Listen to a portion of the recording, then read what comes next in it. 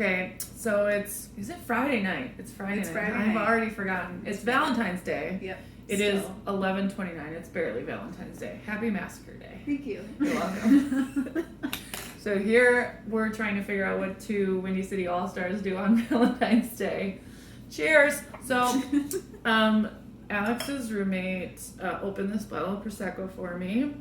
And I don't know if you can see it, but it's almost empty because I drank it all. So I'm going to finish the rest of this. You have it a little bit. A splish splash. We're gonna cheers. Let me get this out of the way. Watch me fall. Okay, cheers. Cheers. Cheers. Happy Massacre Day. Happy Massacre Day. So tonight, That's good. it is good, isn't it? So tonight I scrimmaged with the clinic, and you had dinner with a loved one, Yes. and it was fantastic. It was. And then you got the beauty of hanging out with me and your roommate and her friends post scrimmage. Yes. And now we're two old ladies. Yep. Because we have to get up at late. God o'clock. It's so late. It's so late. I'm tired. So here's what I want to know. How does it feel to make the All-Stars? Oh my goodness. I went deep. I went all the way I'm deep. like, wow. I don't know if I have enough splish splash in there. Maybe more splish Thank splash. you. That's You're good. welcome. Yeah. How does it feel to have made the All-Stars in the 2020 season? It was really exciting. I'm still really excited. You're excited? I was very overwhelmed. I walked away from tryouts being like, yes. Yeah. I felt really confident. You felt good about yourself. Yeah, I did. I felt like I had a good performance. I felt like I deserved it. I felt like I did the work. And so when I got it, I was still overwhelmed, but I was like, fuck yeah. So this to me is like, I remember a year ago. Mm. And you're like, I don't even think I'm going to try out. I know. Yeah. So like you've had this huge growth this last year. Mm. What do you think it is about what you've done for yourself in Derby that like made that change? I think believing in myself. I think that was the number one, right? Yeah. Like I think, I struggle with imposter syndrome, and so feeling. Yeah. I'm just gonna make sure. Oh my god. Hold. Oh no, it's good. Okay. I just need to make sure. I'm new at this. Will we snip it out or no? Yeah. Well, I don't know. I don't know how to do that. Oh, but okay. We'll So figure maybe it out. not. It's all right. I'll figure it out. Okay. I struggle with imposter syndrome, and so like often in my mind I fabricate something that might not necessarily be true. Yeah. And so rather than doing that, having the mindset of I can do it and I will do it. Yeah. And I must do and it. You must do it. Yeah. So you've reached a goal. Mm-hmm. Well, yeah. I mean, I think it's not the goal. No, but it is a goal. Yeah, like that's the first step of the goal. The second step is to like actually playing a game. Playing the game as an yeah. No, I understand that. Yeah. So what do you do to prepare yourself for a season, or like what is your? I see you. I mean, like you do a lot of Instagram videos of you working out. So like, how many times a week do you work out, and like, how do you make up your own workouts? Do you what do you do? Well, I started working with a trainer, which I think really that was what helped me. I don't think if I didn't do that, I don't think I would be where I am. Yeah. So I work out with him once a week, and then on my own, I work out like 2 to 3 times right now. Mm-hmm. I'm hoping to like keep that momentum, and I know it's gonna be harder when we start practicing like 4 times a week. I feel like it's gonna be like pretty rough on my body, but hopefully because you have to take rest days. Yeah. Oh yeah. I mean, I normally rest on like Sundays for sure, but and then you have Sunday Fun Day. Yes. Where you sleep, right? Yes. Because Sunday Fun Day is really about sleeping now. Yes. No, I don't really drink. That's another thing. I don't really drink anymore. Yeah. This is like the first time I've drank in a while. Yeah. Surprisingly. Do you know that I used to not drink the full week before a bout?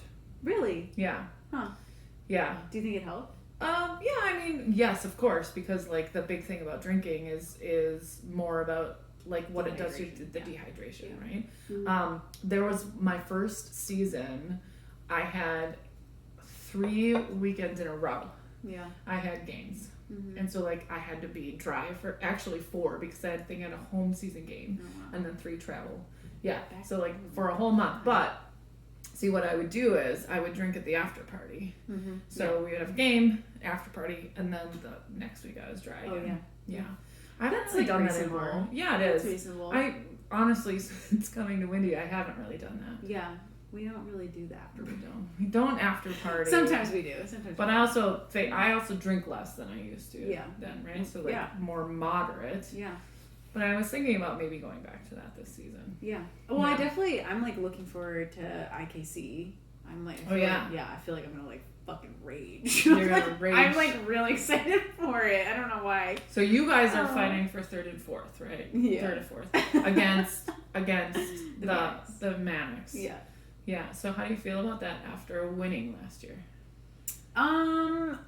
Well, so I walked in this season with like, okay, we're definitely down people. Turnover. And, we had the most draft picks, and we didn't go for the transfers necessarily. Yeah. Like we picked up a transfer. Not the shiny new toys. Right. We were like, who out of all of our draft picks like embody like the essence of the team and like actually look like they work hard and like in the long term will help us.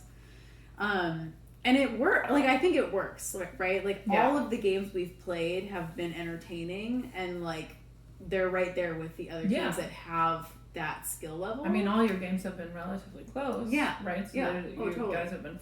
It's been a fight. Totally. To play against you. And then I think that, like, shows why drafting sometimes the people that might not necessarily make sense in the immediate workout. You're looking for fit. Right. Yeah. Right. That makes sense.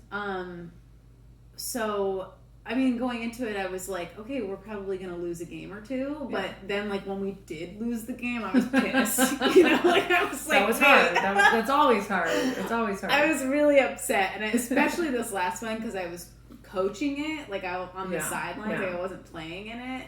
Oh. And, like, it got really close. Like, we were down. We were not doing well. And it was, like, apparent, right?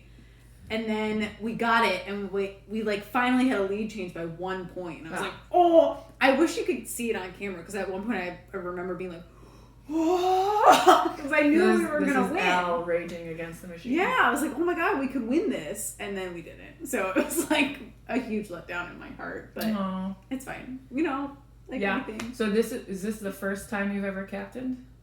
No, I captained Third Coast 2 seasons ago. Okay. So what do you think the difference is between captaining a travel team versus a home team? Home team is fun. Yeah. It's so easy. Crossers are easy too. Like, we met with everyone to go over, like, what are your goals and all this stuff. And everyone's just like, I'm having a great time. And we're like, great. This is easy. Like, no one has issues. Yeah. It's fun. It's not hard. Do you think is it more fun because even Third Coast, which is the C team for Windy City, even at that level, there is this expectation of competition. Oh, yeah. Versus, I mean, not that there isn't competition at home teams, but it's not the same type of competition. No, absolutely. I mean, like, you're fighting for spots to play for travel teams. Yeah. Whereas with home teams, it's like, you know, when it comes down to it, if we're playing to win, like, some people are not going to play as much, but everyone's rostered. Like, there really is no one person that isn't going to play. Everybody gets at least a couple of jams. Right. Yeah. And so, and basically at that level too, the people that aren't going out as much, they're so new that they're like, I'm just happy to be there. Yeah. You know, and like, I'm terrified of going on the track in the first place. So right. They're getting comfortable, because like, when it comes to games and derby, and like, as you move it up in your competition and being competitive, there is something to say for experience. Yeah. Oh, absolutely. Like, game experience, because even scrimmage experience isn't the same. Totally. Right? There's a whole level. Even home team, same as travel team. Like, there's a different set of pressures that's on you when you play a game. Totally. And then, like, even sometimes we don't have the full officiating staff at scrimmages, and so when you pull into a real game scenario where it's like fully staffed, it's totally different. And the crowd, and the noise, you have family members, and there's totally a different level of pressure. Well, this has been a fun Valentine's Day. Oh my god, thanks for being here. I'm enjoying this. Yeah, me too. I kind of wish that I would have videoed a little bit of what happened before this. Because it was fun to watch your roommate and her friends. Yes. You're very different than her. Yes. But it seems to work very well. Yeah, I know. She gives me a laugh. Like, she's a fun girl. Yeah. Every person she brings around is generally a character. So basically, your home life is just one caricature after another. Pretty much. Yeah. I feel like every time I meet someone, I'm like, oh my God. You know, like they're just funny. They're all funny. They're all very unique. They seem like good people. Yeah. Yeah. Well, that's the thing. Like it's always a good time. Yeah. You know? Yeah. I don't think any person she's brought around, I'm like, oh, like, I don't like that person. That's good. That's yeah. good. Yeah. I feel like we're very similar in that we could be very happy and like I'm a homebody. Oh, yeah. Yeah. Yeah. Like I'm totally fine sitting on my couch in my pajamas watching. Right now, we're watching Who's the Boss. Oh, I don't think I don't know. You might not have it, but it might be a little. I mean, it was something that I watched growing up. Yeah. Not that there's a huge age difference between us, but there's enough that like. Yeah. I feel like I saw like a trailer. Who's it? It's Tony Danza and Oh, Alyssa Milano. Yeah. Okay. Yeah. Yeah. I know what you're talking about. Yeah. Yes. We did all of Cheers and then all of Frasier. Yes. That's a lot. Yeah, that is a lot.